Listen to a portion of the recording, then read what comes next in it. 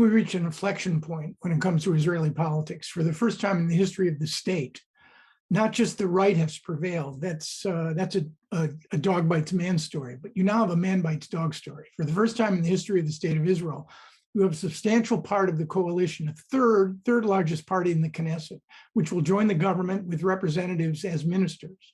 That is racist, misogynist, homophobic, and anti-democratic. And the reason you have it is because Israel, yes, is moving forward.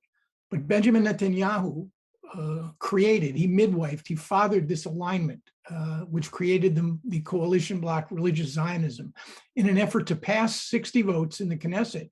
So in effect, he can get legislation that will either postpone, cancel, and or free him from his current trial and his indictments for fraud, breach of trust, and bribery.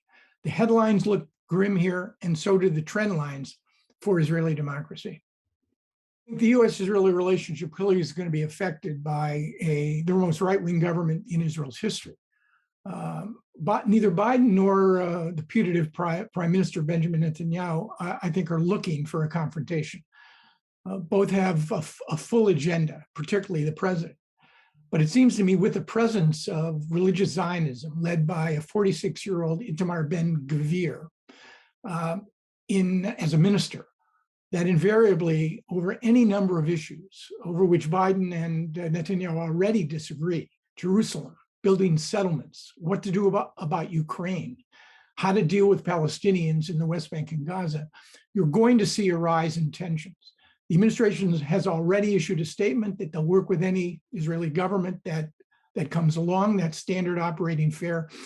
But I think it's fair to say that over time, the relationship between Biden and Netanyahu is going to become increasingly problematic, not just with respect to issues dealing with the Palestinians, but also perhaps should the administration want to try to revive the Iran nuclear agreement. The administration will find a Netanyahu that is eager to make common cause with Republicans here who oppose that agreement.